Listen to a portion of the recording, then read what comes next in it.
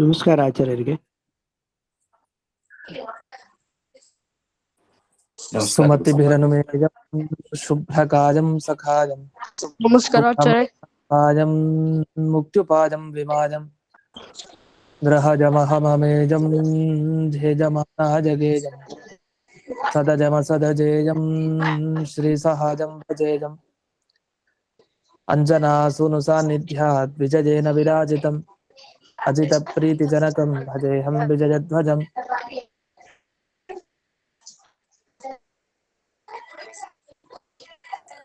ತಪಸ್ವಾಧ್ಯಾಯ ಶುಶ್ರೂಷಾ ಕೃಷ್ಣ ಪೂಜಾರತಂ ಮುನಿಂ ವಿಶ್ವೇಶಮಿಷ್ಟದಂ ವಂದೇ ಪರಿಮ್ರಾಟ್ ಚಕ್ರವರ್ತಿನಂ. ಶ್ರೀ ಗುರುಭ್ಯೋ ನಮಃ. ಹರಿ ಓಂ. ಜನ್ಮಾದ್ಯಸ್ಯ ಯತೋನ್ವಯಾದಿತರತಶ್ಚಾರ್ಥೇಷ್ವಭಿಘ್ನಸ್ವರಾಟ್ ತೇನೇ ಬ್ರಹ್ಮ ಹೃದಯ ಆದಿಕವಯೇ ಮುಖ್ಯಂತಿ ಯಂ ಸೂರಜಃ. ತೇಜೋ ವಾರಿಮೃತಾಂ ಯಥಾ ವಿನಿಮಯೋ ಯತ್ರ ತ್ರಿಸರ್ಗೋ ಮೃಷಾ ಧಾಮ್ನಾ ಸ್ವೇನ ಸದಾ ನಿರಸ್ತಕುಹಕಂ ಸತ್ಯಂ ಪರಂ ಧೀಮಹಿ.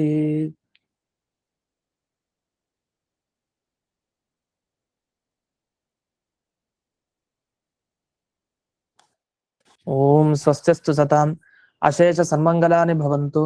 ಸಮ್ಯಕ್ ಶ್ಲೋಕೈಕ ಶ್ರವಣ ಪಠನ ಮಾತ್ರೇಣ ವಕ್ತುಶ್ಚ ಶ್ರೋತॄಣಾಂ ನಿಖಿಲ ಕಲಿಕೃತ ಕಲ್ಮಷ ಅಪನೋದನ ಪಟುತರೆ.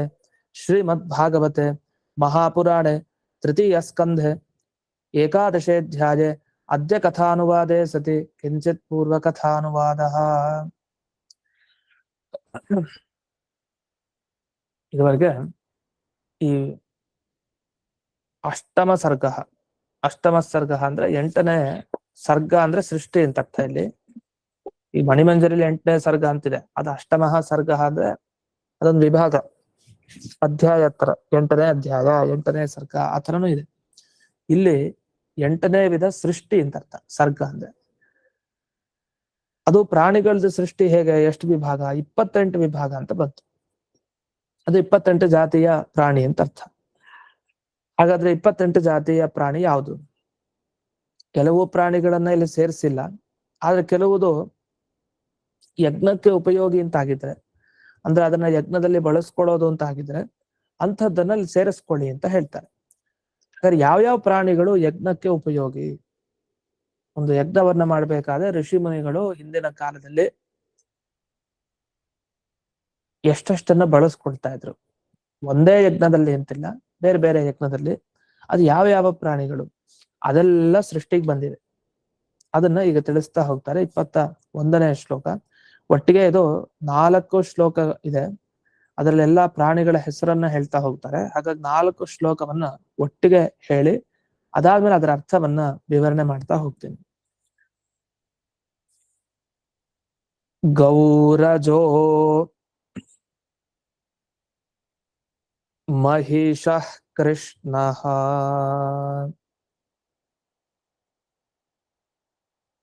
ಸೂಕರೋ ಗವಯೋರುರುಹು ದ್ವಿಷಫಾಃ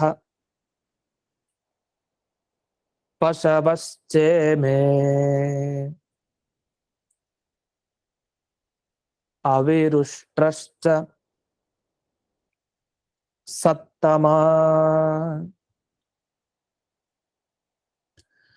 ಹರೋಶ್ವೋ ಅಶ್ವತರೋ ಗೌರಃ ಶರಭಃ ಚಮರಿ ತಥಾ ಯೇತೆ ಚೈಕಶಫಾಃ ಕ್ಷತ್ತಃ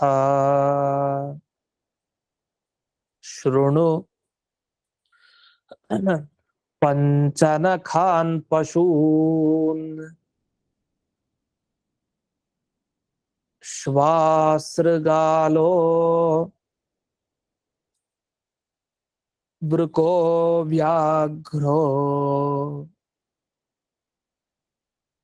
ಮಾರ್ಜಾರಃ ಶಶಶಲ್ಯಕೌ ಸಿಂಹಃ ಕಪಿರ್ ಗಜಃ ಕೂರ್ಮೋ ಗೋಧಾ ಚ ಮಕರಾದಯಃ ಕಂಕಾಗೃದ್ಧ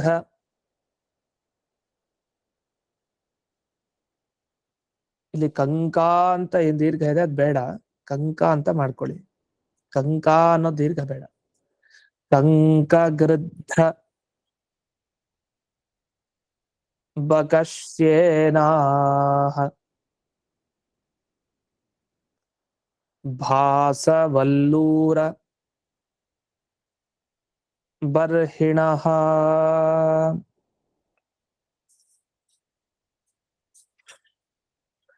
ಹಂಸಸಾರಸ ಚಕ್ರಾಹ್ವ ಕಾಕೋಲೂಕಾದಯಃ ಖಗಾಃ.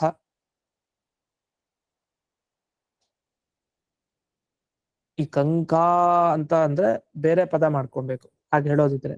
ಆಗ ಕಂಕಾ ಅಂದ್ರೆ ಬಹುವಚನ ಆಗತ್ತೆ, ಅನೇಕ ಪಕ್ಷಿಗಳು ಅಂತ ಆಗುತ್ತೆ. ಆಗ ಗೃಧ್ರ ಬಕಶ್ಯೇನ ಅಂತ ಇನ್ನೊಂದು ಪದ ಆಗತ್ತೆ. ಅದೇ ಕಂಕ ಅಂತ ಈ ವ್ಯಾಖ್ಯಾನದಲ್ಲಿ ತಗೊಂಡಿದ್ದಾರೆ, ಎಲ್ಲಾ ಕಡೆ ಒಂದೇ ಶಬ್ದದಲ್ಲಿ ತಗೊಂಡಿದ್ದಾರೆ. ಅದನ್ನ ಕಂಕ ಅಂತ, ಅದು ಹ್ರಸ್ವ, ದೀರ್ಘ ಇಲ್ಲ ಅಲ್ಲಿ.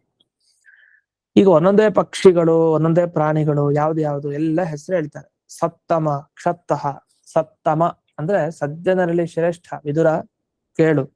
ಕ್ಷತ್ತಃ ಅಂತ ಕರೀತಾರೆ ವಿದುರರಿಗೆ. ಏನೇನು ಪ್ರಾಣಿಗಳು ಈ ಯಜ್ಞದಲ್ಲಿ ಬಳಸ್ಕೊಳ್ಳೋದು ಅಂತಂದ್ರೆ ಗೌಹು ಅಂತ ಮೊದಲು ಹೇಳ್ತಾರೆ. ನಾವ್ ಇಷ್ಟು ಪಾರಾಯಣ ಮಾಡ್ಬಿಟ್ರೆ ಎಷ್ಟೋ ಪ್ರಾಣಿಗಳು ಪಕ್ಷಿಗಳು ಅದೆಲ್ಲ ಹೆಸರು ಗೊತ್ತಾಗ್ಬಿಡತ್ತೆ ಸಂಸ್ಕೃತದಲ್ಲಿ. ಗೌಹು ಮೊದಲು ಬಂತು. ಗೌಹು ಅಂದ್ರೆ ಹಸು ಅಂತ ಅರ್ಥ. ಅಜಹ ಅಂದ್ರೆ ಮೇಕೆ ಅಂತ ಅರ್ಥ. ಇನ್ನು ಮಹಿಷಃ ಅಂದ್ರೆ ಎಮ್ಮೆ ಅಂತ ಅರ್ಥ, ಮಹಿಷ. ಇನ್ನು ಕೃಷ್ಣ ಅಂದ್ರೆ ಜಿಂಕೆ. ಇನ್ನು ಸೂಕರ ಅಂದ್ರೆ ಹಂದಿ. ಗವಯ ಕಾಡ್ ಹಸು, ಅದು ಹಸುವಿನ ಥರನೇ ಇರತ್ತೆ, ಆದ್ರೆ ಅದಕ್ಕೆ ಗಂಗೆ ತೊಗಲಿರಲ್ಲ. ಕೆಳಗಡೆ ಕುತ್ತಿಗೆ ಹತ್ರ ಏನ್ ಭಾಗ ಇರುತ್ತಲ್ಲ ಆ ಭಾಗ ಇರಲ್ಲ. ಗವಯ ಅಂತ ಅದನ್ನ ಕರೀತಾರೆ. ಶಾಸ್ತ್ರದಲ್ಲಿ ಈ ಗವಯ ಅನ್ನೋದ್ರ ಬಗ್ಗೆ ತುಂಬಾ ವಿಷಯಗಳು ಬರುತ್ತೆ. ಒಂದ್ಸರಿ ಸುಧಾ ಪಾಠದಲ್ಲಿ ಅದರ ಚಿತ್ರವನ್ನು ಕಳಿಸಿದ್ರು, ಗ್ರೂಪ್ ನಲ್ಲಿ. ಅದಿದ್ರೆ ಕಳಿಸ್ತೇನೆ ಆ ಗ್ರೂಪ್ ನಲ್ಲಿ. ಗವಯದ ಚಿತ್ರ ಈಗಲೂ ಕಾಣಿಸುತ್ತೆ. ಅದು ಹಸು ತರ ಇರುತ್ತೆ, ಆದ್ರೆ ಹಸು ಅಲ್ಲ ಅದು. ಅದನ್ನ ಗವಯ ಅಂತ ಕರೀತಾರೆ, ಕಾಡ್ ಹಸು ಅಂತ. ಇನ್ನು ರುರು. ರುರು ಅಂದ್ರೆ ಚುಕ್ಕೆಗಳಿರುವಂತಹ ಪ್ರಾಣಿ. ಅಂದ್ರೆ ಇದು ಜಿಂಕೆ ಒಂದು. ಇನ್ನೊಂದು ಜಿಂಕೆ ಅಲ್ಲದೆ ಚುಕ್ಕೆ ಇರೋ ಪ್ರಾಣಿ ಅಂತ ಕೆಲವರು ಹೇಳ್ತಾರೆ. ನಿನ್ನೆ ದಿವಸ ಇನ್ನೊಂದು ಪಾಠದಲ್ಲಿ ಬಂತಲ್ಲ, ಈ ವೇದವ್ಯಾಸರು ತಾವು ಈ ಜಿಂಕೆ ಚರ್ಮವನ್ನು ಧರಿಸ್ತಾರೆ, ರೌರವ ಅಂತ ಬಂತು. ರುರುವಿಗೆ ಸಂಬಂಧಪಟ್ಟಿದ್ದು ಅಂದ್ರೆ ಜಿಂಕೆಗೆ ಸಂಬಂಧಪಟ್ಟಿದ್ದು. ಕೃಷ್ಣ ಮೃಗ ಅಂತ ಕರೀತಾರೆ. ಇನ್ನು ಅವಿಹಿ, ಅವಿ ಅಂದ್ರೆ ಕುರಿ ಅಂತ ಅರ್ಥ. ಉಷ್ಟ್ರ ಅಂದ್ರೆ ಒಂಟೆ. ಇದೆಲ್ಲ ಪಶುಗಳು.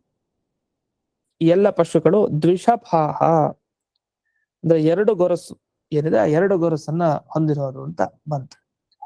ಇದಾದ್ಮೇಲೆ ಈ ಒಂದೊಂದು ಗೊರಸಿರುವಂತಹ ಪ್ರಾಣಿಗಳನ್ನ ಹೇಳ್ತಾರೆ. ಕ್ಷತ್ತಃ ಮೊದಲು ಖರ. ಖರ ಅಂದ್ರೆ ಕತ್ತೆ. ಅಶ್ವ ಅಂದ್ರೆ ಕುದುರೆ.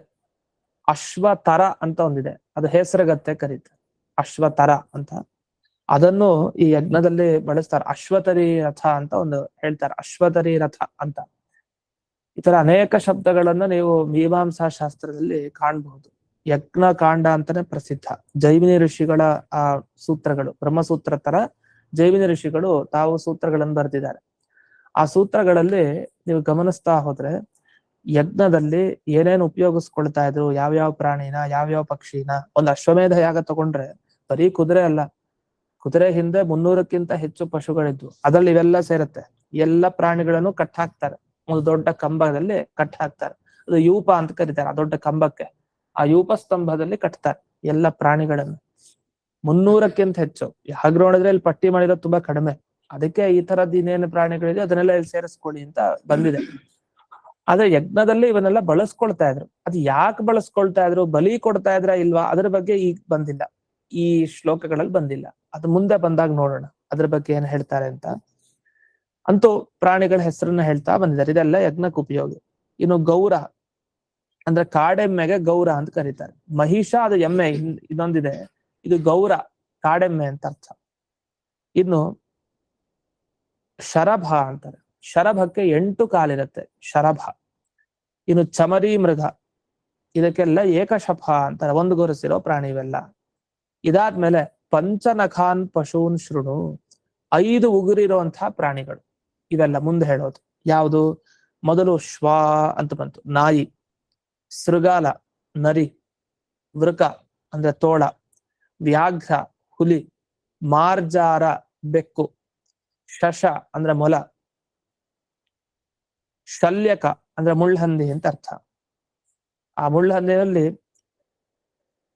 ಈ ಶಶ, ಶಲ್ಯಕ, ಶಲ್ಯಕ ಅನ್ನೋದು ಒಂದು ಚಿಕ್ಕದು ಬರುತ್ತೆ. ಆ ಮುಳ್ಳಹಂದಿ ಅಂದ್ರೆ ಒಂದು ದೊಡ್ಡ ಹಂದಿ ಅಂತಾನೆ ಅಲ್ಲ, ಚಿಕ್ಕದು ಒಂದಿದೆ, ಅದನ್ನು ಕರೀತಾರೆ ಶಲ್ಯಕ ಅಂತ. ಅಂತೂ ಮುಳ್ಳಿರತ್ತೆ ಅದರ ದೇಹದ ಮೇಲೆ ಅಂತ ಒಂದು ಚಿಕ್ಕ ಪ್ರಾಣಿ. ಇನ್ನು ಸಿಂಹ, ಕಪಿ ಅಂದ್ರೆ ಕೋತಿ. ಗಜ, ಆನೆ. ಕೂರ್ಮ ಅಂದ್ರೆ ಆಮೆ. ಇನ್ನು ಗೋಧ ಅಂದ್ರೆ ಹಲ್ಲಿ ಜಾತಿ ಏನಿದೆ ಅದನ್ನ ಗೋಧ ಅಂತ ಕರೀತಾರೆ. ಮಕರಾದಯ, ಮಕರ ಅಂದ್ರೆ ಮೊಸಳೆ ಅಂತ ಅರ್ಥ. ಈ ರೀತಿ ಇದೆಲ್ಲ ಒಂದಿಷ್ಟು ಜಾತಿಯ ಪ್ರಾಣಿಗಳನ್ನು ಹೇಳಿದ್ರು. 5 ಉಗುರಿರುವಂತಹ ಪ್ರಾಣಿ ಅಂತ. ಇದಾದ್ಮೇಲೆ ಪಕ್ಷಿಗಳ ಬಗ್ಗೆ ಹೇಳ್ತಾರೆ. ಕಂಕ ಅಂತ ಬಂತು. ಕಂಕ ಅಂದ್ರೇನು? ರಣಹದ್ದಿಗೆ ಕರೀತಾರೆ. ಇದೆಲ್ಲ ನೀವು PDF ನಲ್ಲಿ ನೋಡ್ಬೋದು. ಆ ಪದಾರ್ಥ ಎಲ್ಲ ಅರ್ಥ ಕೊಟ್ಟಿದ್ದಾರೆ. ಗೃಧ್ರ ಅಂದ್ರೆ ಹದ್ದು. ಬಕ ಅಂದ್ರೆ ಬಕ ಪಕ್ಷಿ. ಶ್ಯೇನ ಅಂದ್ರೆ ಗಿಡುಗ. ಭಾಸ ಅಂದ್ರೆ ಮಾಂಸಾಹಾರಿಯಾದ ಒಂದು ಪಕ್ಷಿ, ಅದು ಯಾವುದು ಅಂತ ಗೊತ್ತಾಗಲ್ಲ ನಮಗೆ. ಭಾಸ ಅಂದ್ರೆ ಮಾಂಸಾಹಾರಿಯಾದ ಒಂದು ಪಕ್ಷಿ ಅಷ್ಟೇ. ವಲ್ಲೂರ ಅಂದ್ರೆ ಕುಣಿಯುವಂತಹ ಒಂದು ಹಕ್ಕಿ. ಬರ್ಹಿ ಅಂದ್ರೆ ಈ ನವಿಲು, ಗರಿ ಇರುವಂತಹ ನವಿಲು ಬರ್ಹಿ ಅಂತ ಕರೀತಾರೆ. ಹಂಸ ಪಕ್ಷಿ. ಸಾರಸ ಪಕ್ಷಿ ಅಂದ್ರೆ ಕೊಕ್ಕರೆ. ಮತ್ತೆ ಚಕ್ರಾಹ್ವ ಅಂದ್ರೆ ಚಕ್ರವಾಕ ಪಕ್ಷಿ. ಕಾಕ ಅಂದ್ರೆ ಕಾಗೆ. ಉಲೂಕ ಅಂದ್ರೆ ಗೂಬೆ.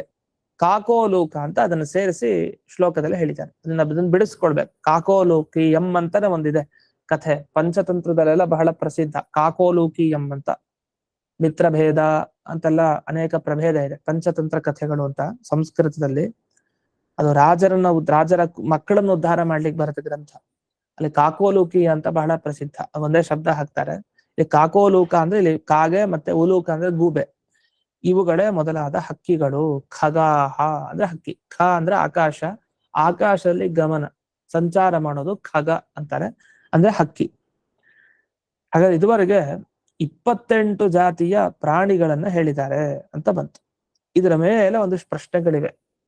ಅಲ್ಲ 28 ಜಾತಿ ಹೇಗಾಯ್ತು, 26 ಆಯ್ತಲ್ವಾ, 27 ಆಯ್ತು, 28 ಹೇಗೆ ಅಂತೆಲ್ಲ ಇದೆ. ಅದಕ್ಕೆ ಇವರು ಹೇಳ್ತಾರೆ, ಗವಾದಿ ಗೋಧಾಂತೈ ಷಡ್ವಿಂಶತ್. 26 ಪ್ರಭೇದ ಎಲ್ಲಿವರೆಗಾಯ್ತಂದ್ರೆ ಹಸುವಿನಿಂದ ಆರಂಭ ಮಾಡಿ ಹಲ್ಲಿಯ ಜಾತಿವರೆಗೆ ಏನಿದೆಯಲ್ಲ ಅಲ್ಲಿವರೆಗೆ 26 ಪ್ರಭೇದ ಆಗಿದೆ ಲೆಕ್ಕ ಹಾಕ್ತಾ ಬಂದ್ರೆ. ಮುಂದೆ ಈ ಆಮೆ, ಮೊಸಳೆ ಇದೆಲ್ಲ ಒಂದು ಪ್ರಭೇದ ಹೇಳಿದ್ರೆ, ಒಂದಿಷ್ಟು ಪ್ರಾಣಿ, ಅದನ್ನು ತಗೊಂಡ್ರೆ 27 ಆಗತ್ತೆ. ಇನ್ನು ಈ ರಣಹದ್ದು, ಕಂಕ ಇತ್ಯಾದಿಗಳನ್ನ ಹೇಳಿದ್ರು, ಪಕ್ಷಿಗಳನ್ನ, ಅದನ್ನ ತಗೊಂಡ್ರೆ 28 ವಿಧ ಆಯ್ತು. ಹೀಗೆ ಈ 8ನೇ ಸರ್ಗ ಸೃಷ್ಟಿಯಲ್ಲಿ 28 ಪ್ರಕಾರವಾಗಿ ಇದೆ. ಅಲ್ಲಿ ಶ್ಲೋಕಗಳನ್ನೆಲ್ಲ ಕೊಟ್ಟಿದ್ದಾರೆ ಮುಂದೆ. ಗೌರಜೋ ಮಹಿಷ ಕೃಷ್ಣ ಸೂಕರೋ ಗವಯೋರುರುಹು ಅಂತ. ಅಂದ್ರೆ ಇದುವರೆಗೆ ನಾವು ಭಾಗವತಲ್ಲಿ ನೋಡಿದೀವಿ, ಅದನ್ನೇ ಇಲ್ಲಿ ಕೆಳಗಡೆ ತದುಕ್ತಂ ಅಂತ ಕೊಟ್ಟಿದ್ದಾರೆ. ಇಲ್ಲಿ ಒಂದು ಪ್ರಶ್ನೆ ಮಾಡ್ತಾರೆ, ಅಲ್ಲ ಈ ಕೂರ್ಮ ಜಲಪ್ರಾಣಿ ತಾನೆ, ಅದು ನೀರ್ನಲ್ಲೇ ಇರುತ್ತೆ ತಾನೆ ಆಮೆ, ಹಾಗಾದ್ರೆ ಅದು 28 ಸೇರ್ಬಿಡತ್ತೆ. ಅದನ್ನ ಪ್ರತ್ಯೇಕವಾಗಿ ನೀವು ಯಾಕೆ ಹೇಳ್ತಾ ಇದೀರಿ ಕೂರ್ಮ ಅಂತ? ಅದನ್ನ ಯಾಕೆ ಪ್ರತ್ಯೇಕ ತಗೊಂಡಿದ್ದೀರಿ? ಅದು ನೀರಿನಲ್ಲಿ ಸೇರೋ ಪ್ರಾಣಿಗಳಲ್ಲೇ ಸೇರಿಸ್ಬಿಡ್ಬೇಕಲ್ವಾ ಅಷ್ಟೇ ಅಂತಂದ್ರೆ, ಅದಕ್ಕೆ ಹೇಳ್ತಾರೆ ಪಂಚನಖತ್ವ ಪ್ರದರ್ಶನಾರ್ಥಂ. ಅದು 5 ಉಗುರು ಇರುತ್ತಲ್ಲ, ಅದಕ್ಕೋಸ್ಕರ ಅದನ್ನ 5 ಉಗುರಿರೋ ಪ್ರಾಣಿಗಳ ಜೊತೆಗೆ ಅದನ್ನ ಸೇರಿಸಿರೋದು ಅಂತ. ಸರಿ, ಇದನ್ನೆಲ್ಲ ಹೇಳಿದ್ರಲ್ಲ, ನಮಗೇನ್ ಫಲ ಈಗ ಇದನ್ನೆಲ್ಲ ಸೃಷ್ಟಿಯ ಬಗ್ಗೆ ತಿಳ್ಕೊಂಡ್ರೆ? ಈಗ ಮಾಮೂಲಿ ಅಂತ ನಾವು ಈ ಹರಿವಂಶದಲ್ಲೆಲ್ಲ ಕೇಳಿರ್ತೀವಿ, ಸೃಷ್ಟಿ ಇವರಿಂದ ಇವರು ಸೃಷ್ಟಿಗೆ ಬಂದ್ರು, ಇವ್ರ ಮಗ ಇವರು, ಇವ್ರ ಮೊಮ್ಮಗ ಇವರು, ಇವ್ರ ವಂಶದಲ್ಲಿ ಇವ್ರು ಬರ್ತಾರೆ ಎಲ್ಲ ಕೇಳ್ತಾ ಇರ್ತೀವಿ. ಇದು ಮನುಷ್ಯರದ್ದು ಕೇಳಿದ್ರೆ ಏನೋ ಸರಿ, ಅದಕ್ಕೆ ಒಂದು ಪುತ್ರ ಸಂತಾನ, ಪುತ್ರಿ ಸಂತಾನ, ಒಂದು ವಂಶಾಭಿವೃದ್ಧಿ ಫಲ ಇರುತ್ತೆ. ಆದ್ರೆ ಈ ಪ್ರಾಣಿಗಳ ಬಗ್ಗೆ ಸೃಷ್ಟಿ ಏನಿದೆ, ಈ ಸೃಷ್ಟಿಗಳನ್ನೆಲ್ಲ ಕೇಳಿದ್ರೆ ನಮಗೇನು ಉಪಯೋಗ ಮನುಷ್ಯರಿಗೆ ಅಂತ ಪ್ರಶ್ನೆ ಬರಬಹುದು. ಆದ್ರೆ ಅದಕ್ಕೆ ಉತ್ತರ ಕೊಡ್ತಾರೆ, ಅದು ಹಾಗಲ್ಲ. ಪ್ರತಿಯೊಂದು ಸೃಷ್ಟಿಯ ಬಗ್ಗೆ ಕೇಳ್ಬೇಕಂತೆ. ದೇವರು ಹೇಗೆ ಸೃಷ್ಟಿ ಮಾಡ್ತಾ ಅಂತೆಲ್ಲ, ಯಾವ ಆಕಾರ, ಏನೇನ್ ಪ್ರಾಣಿ ಎಲ್ಲ ಕೇಳ್ಬೇಕಂತೆ. ಯಾಕೆ? ಇದನ್ನ ನೆನಪಿಸ್ಕೊಳ್ಬೇಕು ಪ್ರತಿನಿತ್ಯ. ಯಾಕೆ?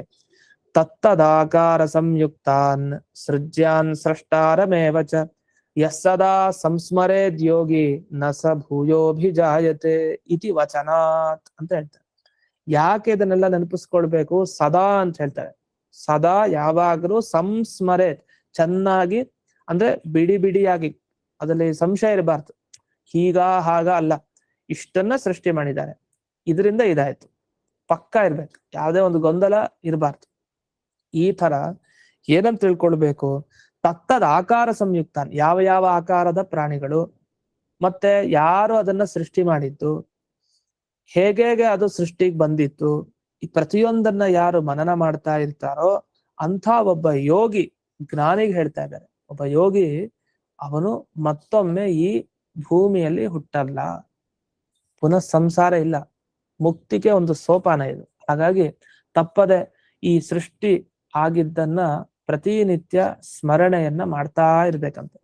ಇತಿ ವಚನಾತ್ ಪ್ರಸಿದ್ಧಾನಾಮಪಿ ದ್ವಿಷಭಾದೀನಾಂ ಸ್ಮರಣ ವಿಧಾನಾರ್ಥ ಮುಕ್ತಿ. ಅಲ್ಲ, 2 ಗೊರಸಿರುವ ಪ್ರಾಣಿ, 1 ಗೊರಸಿರುವ ಪ್ರಾಣಿ, ಇದೆಲ್ಲ ನಮ್ಗೆ ಗೊತ್ತಿರಲ್ವಾ? ಎಲ್ರಿಗೂ ಗೊತ್ತು. ಹಸು 2 ಗೊರಸು, 1 ಗೊರಸು ಕುದುರೆ, ಇದು ಗೊತ್ತಿರೋ ವಿಷಯನೇ. ಅದಕ್ಕೆ ಅದು ಒಂದು ಬೇಗ ಓಡ್ ಹೋಗೋ ಶಕ್ತಿನ ಪಡೆದಿದೆ ಕುದುರೆ, ಇನ್ನೊಂದು ಓಡ್ಲಿಕ್ಕೆ ಸಾಧ್ಯ ಇಲ್ಲ 2 ಗೊರಸಿದ್ರೆ. ಅದೆಲ್ಲ ಗೊತ್ತಿರೋ ವಿಷಯ, ಇದನ್ನೇನ್ ಮತ್ತೆ ಹೇಳೋದು ಅಂದ್ರೆ, ಆಗ ಹೇಳ್ತಾರೆ ನೋಡಿ, ಶಾಸ್ತ್ರದಲ್ಲಿ ವಿಷಯವನ್ನು ತಿಳಿಸೋ ಬಗೆ 2 ತರ ಇರುತ್ತಂತೆ. ಅದನ್ನು ಇವರೇ ಹೇಳ್ತಾರೆ ಶ್ಲೋಕದಲ್ಲಿ, ಆಚಾರ್ಯರೇ ಹೇಳ್ತಾರೆ. ಏನು? ಉಚ್ಯತೆ ಸುಪ್ರಸಿದ್ಧಂಚ ಸ್ಮರಣಾರ್ಥಂಚ ಕುತ್ರಚಿತ್ ಅಪ್ರಸಿದ್ಧಂ ಜ್ಞಾಪನಾರ್ಥಂ ದ್ವಿಧಾ ಶಾಸ್ತ್ರವಚ ಸ್ಮೃತಂ. 2 ತರ ಶಾಸ್ತ್ರದ ಮಾತುಗಳಿರುತ್ತೆ. ಒಂದು, ನಿಮಗೆ ಅಪ್ರಸಿದ್ಧ, ಗೊತ್ತೇ ಇಲ್ಲ, ಗೊತ್ತಿಲ್ಲದೆ ಇರೋ ವಿಷಯನ ತಿಳಿಸ್ಲಿಕ್ಕೆ, ತಿಳಿದಿರೋ ವಿಷಯನ ನೆನಪಿಸ್ಲಿಕ್ಕೆ 2 ತರ. ಅದನ್ನ ಪ್ರಸಿದ್ಧ ಆಗಿದ್ರೆ ಅದನ್ನ ನೆನಪಿಸ್ಲಿಕ್ಕೆ ಕೆಲವು ಕಡೆ ಹೇಳ್ತಾರೆ ಶಾಸ್ತ್ರದಲ್ಲಿ, ಕೆಲವುದು ಅಪ್ರಸಿದ್ಧ, ಅದನ್ನ ನಿಮಗೆ ತಿಳಿಸ್ಲಿಕ್ಕೆ ಹೇಳ್ತಾರೆ. ಇದು ದ್ವಿಧಾ ಶಾಸ್ತ್ರವಚಃ, 2 ತರ ಶಾಸ್ತ್ರದ ಮಾತುಗಳಿರುತ್ತೆ. ಇನ್ನು ವಲ್ಲೂರ ಅಂತ ಒಂದ್ ಬಂತು. ಏನ್ ವಲ್ಲೂರ ಅಂದ್ರೆ? ವಲ್ಲೂರೋ ನೃತ್ತ ಪಕ್ಷಿ ಚ ಸಲಲೂಕಶ್ಚ ಅಂತ ಇದೆ. ಅಂದ್ರೆ ವಲ್ಲೂರ ಅಂತ ಒಂದು ನೃತ್ಯ ಪಕ್ಷಿ, ಕುಣಿಯುವಂಥ ಪಕ್ಷಿ, ಅದು ಕುಣಿತಾ ಇರುತ್ತೆ ಅಂಥ ಪಕ್ಷಿ, ಅದು ವಲ್ಲೂರ ಅಂತ. ಅದನ್ನ ಸಲಲೂಕ ಅಂತಾನು ಕರೀತಾರೆ ಅಂತ. ಈ ತರ ಒಂದು ವಿಷಯ ಬಂತು. ಈ ಸಲಲೂಕ ಅಂದ್ರೆ ಏನರ್ಥ ಅಂತ ಒಂದು ವಿಶೇಷ ವಿಚಾರ ಇದೆ. ಸಲಲೂಕ ಅಂದ್ರೆ ಸಾಮಾನ್ಯವಾಗಿ ಏನಿದೆ ಒಂದು ಶಬ್ದ ಸಲಲೂಕ, ಉಲೂಕ ಕೇಳಿದೀವಿ. ಉಲೂಕ ಅಂದ್ರೆ ಗೂಬೆ. ಸಲಲೂಕ ಅಂದ್ರೆ ಏನರ್ಥ ಅದು? ಅದಕ್ಕೆ ಸಲಲೂಕ ಅಂದ್ರೆ ವೇದದಲ್ಲಿ ಬರುವಂತ ಒಂದು ಶಬ್ದ, ಇದು ಅಪರೂಪದ ಶಬ್ದ. ಏನೋ ತಪ್ಪು ಅಂತ ನಾವು ತಿಳ್ಕೊಳ್ಬಾರ್ದು. ಅಂದ್ರೆ ನಮಗ್ ಗೊತ್ತಿಲ್ದಿರೋ ಬೇಕಾದಷ್ಟಿದೆ ಶಬ್ದಗಳು, ಅದು ಸಂಸ್ಕೃತದ್ದೇ ಅಲ್ಲ ಅನ್ಸೋ ಅಷ್ಟಿರುತ್ತೆ. ಆದ್ರೆ ವೇದದಲ್ಲಿ ಬರೋ ಶಬ್ದ, ವೈದಿಕ ಶಬ್ದ ಅಂದ್ರೆ ಅದಕ್ಕೆ ಬೆಲೆ ಜಾಸ್ತಿ. ಒಂದು ವೇದ ಮಂತ್ರ ಇದೆ ಋಗ್ವೇದದಲ್ಲಿ 3ನೇ ಮಂಡಲದಲ್ಲಿ 30ನೇ ಸೂಕ್ತ 17ನೇ ಮಂತ್ರ ಅದು ಬರೋದು. ಉದ್ವೃಹ ರಕ್ಷಃ ಸಹ ಮೂಲಮಿಂದ್ರ ವೃಶ್ಚ ಮಧ್ಯಂ ಪ್ರತ್ಯಗ್ರಂ ಶೃಣೀಹಿ ಆಕೀವತ ಸಲಲೂಕಂ ಚಕರ್ಥ ಬ್ರಹ್ಮದ್ವಿಷೇತ ಪುಷಿಂ ಹೇತಿ ಮಸ್ಯ ಸಲಲೂಕಂ ಚಕರ್ಥ ಅಂತ ಒಂದು ಮಾತು ಬರುತ್ತೆ. ಇದೇನರ್ಥ ಅಂದ್ರೆ, ಅಲ್ಲಿ ಇಂದ್ರದೇವರ ಪ್ರಾರ್ಥನೆ ಮಾಡ್ತಾರೆ ಆ ಒಂದು ಭಾಗದಲ್ಲಿ. ಇಂದ್ರದೇವರೇ, ನೀವು ರಾಕ್ಷಸರನ್ನ ಬುಡ ಸಮೇತ ಕಿತ್ತಾಕ್ರಿ, ಅವರ ಮಧ್ಯಭಾಗವನ್ನು ಸೀಳ್ ಹಾಕಿ ಅವರನ್ನು ದೂರ ಮಾಡಿ, ಯಾರು ವೇದಗಳನ್ನ ದೇವರನ್ನ ದ್ವೇಷ ಮಾಡ್ತಾರೋ ಅವರ ಮೇಲೆ ದುಃಖ ನೀಡುವಂತ ನಿಮ್ಮ ಶಸ್ತ್ರಾಸ್ತ್ರಗಳನ್ನ ಹಾಕ್ರಿ ಅಂತ. ಇದು ಇಂದ್ರದೇವರ ಬಗ್ಗೆ ಇರೋ ಪ್ರಾರ್ಥನಾ ಮಂತ್ರ. ಈ ಪ್ರಾರ್ಥನಾ ಮಂತ್ರದಲ್ಲಿ ಸಲಲೂಕ ಅಂತ ಒಂದು ಶಬ್ದ ಬಂತು. ಇದಕ್ಕೇನರ್ಥ? ಯಾರು ತುಂಬಾ ಜಿಪುಣನಾಗಿರ್ತಾನೆ, ಸದಾ ಕೆಟ್ಟ ಕೆಲಸದಲ್ಲಿ ತೊಡಗಿರ್ತಾನೆ, ಯಾವಾಗ್ಲೂ ಆಚೆ ಈಚೆ ಓಡಾಡ್ತಾ ಇರ್ತಾನೆ, ಒಂದ್ ಕಡೆ ನಿಲ್ಲಲ್ಲ, ಕುಣಿತಾ ಇರ್ತಾನೆ ಅನ್ನೋ ರೀತಿಯಲ್ಲಿ, ಆಚೆ ಈಚೆ ಒಂದ್ ಕಡೆ ನಿಲ್ಲಲ್ಲ, ಹಾಗೆ ಹೇಗೆ ಹೋಗ್ತಾ ಇರ್ತಾನೆ, ಏನೋ ಒಂದು ತೊಂದರೆ ಮಾಡ್ಬೇಕು ಬೇರೆಯವ್ರಿಗೆ ಅಂತ, ಅವನನ್ನ ಸಲಲೂಕ ಅಂತ ಕರೀತಾರೆ. ಈ ಪಕ್ಷಿಗೂ ಹಾಗೆ, ಆ ನಿಟ್ಟಿನಲ್ಲಿ ಇದಕ್ಕೂ ಒಂದು ಹೆಸರು ಬಂದಿದೆ, ಸಲಲೂಕ ಅಂತ. ಅದನ್ನ ವಲ್ಲೂರ ಅನ್ನೋ ಪಕ್ಷಿ ಏನಿದೆ ಅದನ್ನೇ ಇಲ್ಲಿ ಸಲಲೂಕ ಅಂತ ಕರೆದಿರೋದು. ಇದಕ್ಕೋಸ್ಕರ ವಲ್ಲೂರೋ ನೃತ್ಯ ಪಕ್ಷಿ ಚ ಸಲಲೂಕಶ್ಚ ಅಂತ ಇದನ್ನ ಬಿಡಿಸಿದೆ. ಇದಾದ್ಮೇಲೆ ಕೆಲವರೆಲ್ಲ ತುಂಬಾ ಕಷ್ಟಪಟ್ಟಿದ್ದಾರೆ ಈ ಶ್ಲೋಕಕ್ಕೆ ವ್ಯಾಖ್ಯಾನ ಬರೀಲಿಕ್ಕೆ. ಯಾಕಂದ್ರೆ 28 ಜಾತಿಯ ಪ್ರಾಣಿ ಅಂತೆಲ್ಲ ಹೇಳ್ಬಿಟ್ರು. 28 ಜಾತಿಯದಂದ್ರೆ ಹೇಗೆ ಸಂಗ್ರಹ ಮಾಡೋದು ಅದ್ರ ಬಗ್ಗೆ ತುಂಬಾ ಯೋಚನೆ ಮಾಡಿ ಒಬ್ಬೊಬ್ರು ಒಂದೊಂದು ರೀತಿ ವಿವರಣೆಯನ್ನ ಕೊಟ್ರು. ವಸ್ತುತಃ ಆ ವಿವರಣೆ ಅನಪೇಕ್ಷಿತ. ಯಾಕಂದ್ರೆ ಆ ರೀತಿ ವಿವರಣೆ ಮಾಡಿದ್ರೆ ಕೆಲವು ಆಕ್ಷೇಪಗಳು ಬರುತ್ತೆ, ಅದಕ್ಕೆ ಉತ್ತರ ಕೊಡ್ಬೇಕು. ಅದು ಆಚಾರ್ಯರು ಮಾತ್ರ ಅದಕ್ಕೆಲ್ಲ ಉತ್ತರ ಕೊಟ್ಟಿದ್ದಾರೆ. ಅದ್ ಹೇಗೆ ಅಂದ್ರೆ ಕೆಲವರು ಏನ್ ಮಾಡಿದ್ದಾರೆ ವ್ಯಾಖ್ಯಾನಕಾರರು, ಈಗ 5 ಉಗುರಿರೋ ಪ್ರಾಣಿಯಲ್ಲಿ ನೀವು ಆಮೆಯನ್ನ ಸೇರಿಸ್ಬಿಟ್ರೆ, ಒಂದು ಗುಂಪಾಗಿ ತಗೊಂಡ್ಬಿಟ್ರೆ ಆಗ 29 ಆಗ್ಬಿಡುತ್ತೆ. ಅದಕ್ಕೇನ್ ಮಾಡ್ತಾರೆ, 29 ಆಗ್ಬಾರ್ದಲ್ಲ, 28 ಗುಂಪಾಗ್ಬೇಕಲ್ಲ. ಅದಕ್ಕೆ ಈ ಪಕ್ಷಿನ ಮತ್ತೆ ಈ ಜಲಚರ ನೀರಿನಲ್ಲಿ ಓಡಾಡೋದೇನಿದೆ ಪ್ರಾಣಿಗಳು, ಇವುಗಳನ್ನೆಲ್ಲ ಒಂದು ಗುಂಪು ಮಾಡ್ಕೊಂಡ್ಬಿಡ್ತಾರೆ. ಹೇಗೆ, ಭೂಚರ ವ್ಯತಿರಿಕ್ತ ಅಂದ್ರೆ ಭೂಮಿ ಮೇಲೆ ಓಡಾಡ್ತಾ ಇರೋದು ಏನರ್ಥ, ಆಕಾಶದಲ್ಲಿ ಹಾರಾಡ್ಬೋದು, ನೀರಿನಲ್ಲಿ ಇರ್ಬೋದು, ಒಟ್ ಭೂಮಿಯಲ್ಲಿ ಇರಬಾರ್ದು ಅಂತ ತಾತ್ಪರ್ಯ. ಆ ಭೂಮಿ ಇಲ್ದೇ ಇರುವಂತಹ ಒಂದು ಗುಂಪು ಅಂದ್ರೆ ಜಲಚರ ಪ್ರಾಣಿ ಪಕ್ಷಿ ಎರಡನ್ನೂ ಸೇರಿಸ್ಕೊಂಡ್ರು, ಒಂದು ಗುಂಪು ಮಾಡಿದ್ರು. ಆಗೇನಾಯ್ತು, 29 ಆಗೋದು 28 ಆಯ್ತು. ಯಾಕೆ, ಎರಡು ಒಂದ್ ಮಾಡಿದ್ರಿಂದ. ಇಲ್ಲ ಜಲಚರ ಪ್ರಾಣಿಗಳನ್ನೇ ಬೇರೆ ಒಂದ್ ಭಾಗ ಮಾಡಿ ಪಕ್ಷಿಗಳನ್ನೇ ಬೇರೆ ವಿಭಾಗ ಮಾಡಿಬಿಟ್ರೆ ಆಗ 29 ಆಗ್ಬಿಡುತ್ತೆ. ಅದಕ್ಕೆ ಎರಡು ಸೇರಿಸಿ 28 ಮಾಡ್ಕೊಂಡ್ರಂತೆ. ವಸ್ತುತಃ ಏನಂದ್ರೆ ಆಮೆ 5 ಉಗುರು ಇದತ್ತೆ, ಆಮೆಗಿಲ್ಲ ಅಂತಿಲ್ಲ. ಆದ್ರೆ ಅದು ಜಲಚರ ಗುಂಪಿನಲ್ಲಿ ಸೇರಿಸ್ಬೇಕಾಗಿತ್ತು. ಬ್ರಹ್ಮಾಂಡ ಪುರಾಣದಲ್ಲಿ ಹಾಗಿದೆ. ಆದ್ರೆ ಅಲ್ಲಿ ಆಮೆ ಉಲ್ಲೇಖನೆ ಮಾಡ್ಲಿಲ್ವಂತೆ. ಜಲಚರದಲ್ಲಿ ಆಮೆಗೆ ಸೇರಿದೆ ಅನ್ನೋ ಮಾತೇ ಅಲ್ಲಿ ಬರ್ಲಿಲ್ವಂತೆ. ಆದ್ರೆ ಭಾಗವತ ಮಾತ್ರ ಆಮೆಯ ಬಗ್ಗೆ ಹೇಳುತ್ತೆ. ಕೂರ್ಮಃ ಅಂತ ಪ್ರತ್ಯೇಕವಾಗಿ ಆಮೆಯ ಬಗ್ಗೆ ಹೇಳಿದೆ. ಯಾಕೆ ಅಂದ್ರೆ ವಲ್ಲಭಾಚಾರ್ಯರು ತಮ್ಮ ವ್ಯಾಖ್ಯಾನದಲ್ಲಿ ಹೇಳ್ತಾರೆ, ಯಾಕೆ ಆಮೆಯನ್ನ ಪ್ರತ್ಯೇಕವಾಗಿ ಹೇಳಿದ್ದಂದ್ರೆ ಇಲ್ಲಿ ಅದು ನೀರಿನ ಪ್ರಾಣಿ ನಿಜ, ಜಲಚರ ಪ್ರಾಣಿ ಆಗಿದೆ ಆಮೆ, ಇಲ್ಲ ಅಂತಿಲ್ಲ. ಆದ್ರೆ ಅದು ಮೊಟ್ಟೆ ಇಡಲ್ಲ, ಅದು ಮೊಟ್ಟೆಯಿಂದ ಹುಟ್ಟೋದಲ್ಲ, ಅದು ಅಂಡಜತ್ವಾಭಾವ, ಮೊಟ್ಟೆಯಿಂದ ಹುಟ್ಟಲ್ಲ. ಆದ್ರಿಂದ ಪೃಥಕ್ ಗಣಿತ, ಪ್ರತ್ಯೇಕವಾಗಿ ಆಮೆಯನ್ನ ಇಲ್ಲಿ ಸೇರಿಸಿದ್ದಾರೆ. ಆದ್ರೆ ಮೊಸಳೆ ಇತ್ಯಾದಿಗಳಿದೆಲ್ಲ ಕೂರ್ಮ ಮಕರಾದಯ ಅಂತ ಹಿಂದೆ ಬಂತಾರೆ ಶ್ಲೋಕದಲ್ಲಿ. ಮಕರ ಮೊಸಳೆ, ಆ ಮೊಸಳೆ ಮೊಟ್ಟೆ ಇಡತ್ತೆ, ಹಾಗಾಗಿ ಅದನ್ನ ಹೇಳಿದ್ದಾರೆ. ಪ್ರತ್ಯೇಕವಾಗಿ ಕೂರ್ಮ ಯಾಕೆ ಹೇಳಿದ್ರೆ ಈ ಕಾರಣದಿಂದ, ಮೊಟ್ಟೆ ಇಡಲ್ಲ ಆದ್ರಿಂದ. ವಸ್ತುತಃ ಹಾಗಿಲ್ವಂತೆ, ಆಮೇನೂ ಮೊಟ್ಟೆ ಇಡತ್ತೆ ಅಂತ ಹೇಳ್ತಾರೆ. ಹಾಗಾಗಿ ಮತ್ತೆ ವಲ್ಲಭಾಚಾರ್ಯ ವ್ಯಾಖ್ಯಾನ ಹೇಗೆ ಸರಿ ಹೋಯ್ತು, ಇಷ್ಟ ಆಯ್ತು. ಇನ್ನು 2 ಗೊರಸು, 1 ಗೊರಸು, 5 ಉಗುರು, ಜಲಚರ ಪಕ್ಷಿ, ಇದೆಲ್ಲ ಲಕ್ಷಣ ಯಾಕೆ ಹೇಳ್ತಾ ಇದ್ರಿ, ಆಮೆಗೆ 5 ಉಗುರು ಅಂತ ಏನಕ್ಕೆ ಹೇಳ್ಬೇಕು, ಎಲ್ರೂ ಗೊತ್ತಿರೋ ವಿಷಯ ತಾನೆ ಅಂತೆಲ್ಲ ಒಂದಿಷ್ಟು ಆಕ್ಷೇಪಗಳನ್ನ ತಗೊಳ್ತಾರೆ. ಹೇಳಿಲ್ಲಲ್ಲ, ಹಾವು ಚೇಳು ಅದೇ ಬರುತ್ತೆ, ಎಲ್ಲ ಬರುತ್ತೆ, ಕೊನೆಗೆ ಹೇಳ್ತಾರೆ. ಇದಾದ್ಮೇಲೆ ಬೇರೆ ವ್ಯಾಖ್ಯಾನಕಾರರು ಈ ಪ್ರಶ್ನೆಗಳನ್ನೆಲ್ಲ ತಗೊಳ್ಳಿಲ್ಲ. ಯಾಕೆ ಇವೆಲ್ಲ ಪ್ರಸಿದ್ಧ, ಯಾಕೆ ಹೇಳ್ತೀರಿ ಅಂತ. ಮತ್ತ ಅಷ್ಟೇ ಅಲ್ದೇನೆ ಈಗ ಕೇಳಿದ್ರಲ್ಲ, ಈಗ ಹಾವು, ಕ್ರಿಮಿ, ಕೀಟ ಇದನ್ನೆಲ್ಲ ಯಾಕೆ ಹೇಳಿಲ್ಲ, ಈ ಪ್ರಶ್ನೆ ತಗೊಳ್ಳೇ ಇಲ್ಲ. ಆದ್ರೆ ಇದೆಲ್ಲದಕ್ಕೂ ಸಮಾಧಾನವನ್ನ ಹೇಳಲಿಕ್ಕೆ ಭಾಗವತ ತಾತ್ಪರ್ಯದಲ್ಲಿ ಮಾತು ಬರುತ್ತೆ. ಏನಂತ ಮಾತು ಬರುತ್ತೆ ಅಂದ್ರೆ, ಕೊನೆಗೆ ನೋಡಿ, ಈ ಇವ್ರ ಪ್ರಶ್ನೆ ಕೇಳಿದ್ರಲ್ಲ, ಆ ಪ್ರಶ್ನೆಗೆ ಇಲ್ಲಿ ಉತ್ತರ ಎಲ್ಲಿ ಬಂದಿದೆ ಅಂದ್ರೆ, ಮೊನ್ನೆ ದಿವಸನೂ ಬಂತು, ಅದನ್ನ ವಿವರಣೆ ಮಾಡಿದ್ದೆ. ಸತ್ಯ ಸಂಹಿತೆ ಅಂತ ಒಂದು ಮಾತು ಬರುತ್ತೆ. ಆ ಸತ್ಯ ಸಂಹಿತೆಯಲ್ಲಿ ಜಲಜಾಂತರ್ಗತ ಸರ್ಪಾಹ ಕೀಟಾದ್ಯಾಯಾಶ್ಚ ಜಾತಯಃ ತೇಷಾಂ ಜಲ ಪ್ರಧಾನತ್ವ ಶರೀರಸ್ಯತು ಸರ್ವಶಃ, ಅವುಗಳನ್ನು ತಗೊಳ್ಬೇಕು ಅಂತ ಒಂದು ಉಲ್ಲೇಖ ಮಾಡ್ತಾರೆ. ಇನ್ನು ಈ ಶ್ಲೋಕಗಳಿದೆ, ಪ್ರತಿಯೊಂದು ಪ್ರಶ್ನೆಗಳಿಗೆ ಯಾವ ರೀತಿ ಆಚಾರ್ಯರು ಭಾಗವತ ತಾತ್ಪರ್ಯದಲ್ಲಿ ಉತ್ತರ ಕೊಟ್ಟಿದ್ದಾರೆ ಅನ್ನೋದನ್ನ ನಾಳೆ ಮತ್ತೆ ನೋಡೋಣ ಅನ್ಸುತ್ತೆ. ಇಂದಿನ ಪಾಠವನ್ನ ಅಸ್ಮದ್ ಗುರುವಂತರ್ಗತ ವ್ಯಾಸರಾಜ ಗುರುವಂತರ್ಗತ ಭಾರತೀಯ ರಮಣ ಮುಖ್ಯ ಪ್ರಾಣಾಂತರ್ಗತ ಶ್ರೀಮನ್ಮೂಲ ಗೋಪಾಲಕೃಷ್ಣನಿಗೆ ಅರ್ಪಣೆಯನ್ನು ಮಾಡಿದೆ.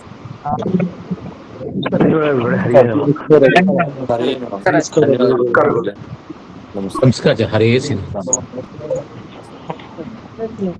ಧನ್ಯವಾದಗಳು.